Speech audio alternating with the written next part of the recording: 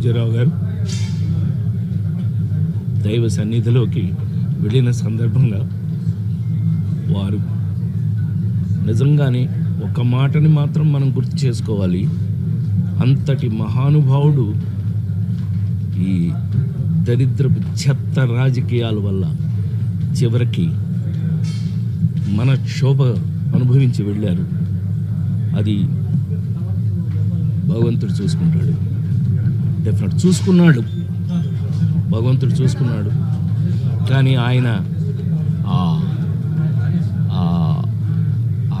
గెలుపు, ఆ నిజ గెలుపుని ఆయన అనుభవించి ఆ సక్సెస్ని ఆయన చూసే వెళ్ళారు.